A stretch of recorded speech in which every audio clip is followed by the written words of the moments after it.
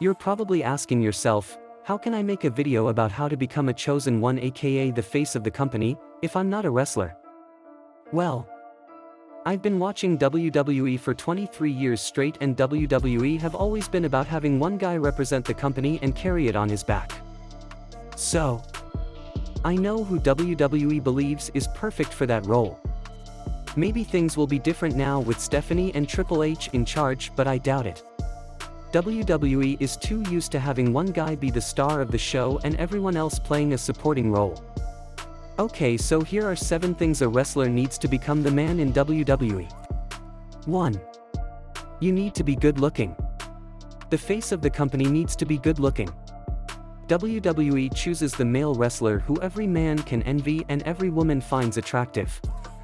Your face needs to be on point, your body needs muscles, you need to be tall, you need a Colgate smile, you need to look good wearing your wrestling gear, and last but not least, don't be hairy, don't have a hairy chest for example, or a lot of facial hair. Roman Reigns was the Shield member who was chosen by WWE for this reason. 2. You need to be popular with management. Pro wrestling should be about impressing the fans who vote with their wallets because they are the real stars of the show, but that's not really how things work in WWE. Management needs to like you a lot in order for you to be the only one at the very top of the mountain. They want you to be agreeable, which means doing what they want, or else they label you difficult to work with. You need to be the hardest worker on the roster, which means becoming better every day. You also need to stay out of trouble in your private life, and every other important person in the company should like you and respect you. Think about other people working in the office, the producers, and the legends. 3. You need to be loyal to the company. There's absolutely no way that WWE is going to be okay with a chosen one leaving them for the competition. WWE has abandonment issues and think they're better than everyone else, so they will not choose someone who they think is not loyal to them.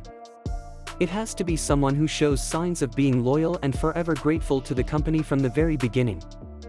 When chosen ones leave WWE, they do not leave to join the competition, they leave to become an actor or a pro in another sport like MMA.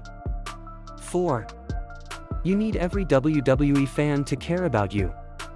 WWE will choose the person that they want as the face of the company and then try to force every fan to care about that person by shoving him down our throats. It doesn't matter to them if 50% of the fans don't like the one they chose, because it's not about cheers or boos, it's about their chosen one being the most relevant wrestler on the roster.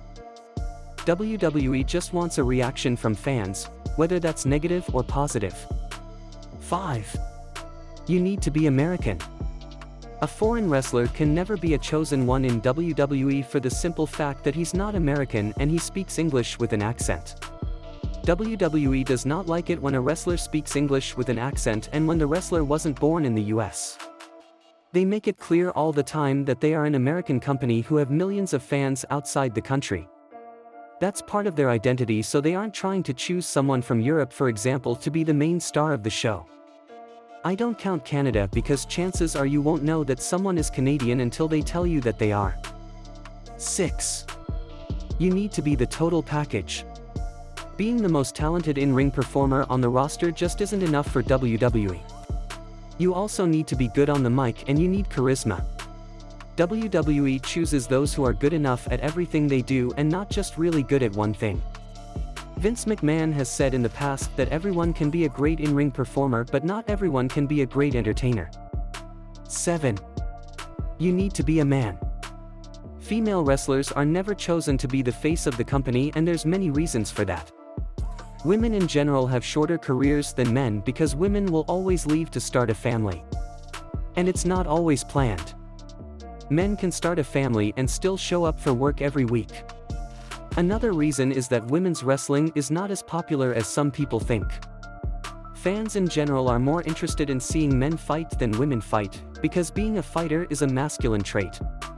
Female wrestlers want to be better than male wrestlers at everything, and that just isn't attractive to most fans.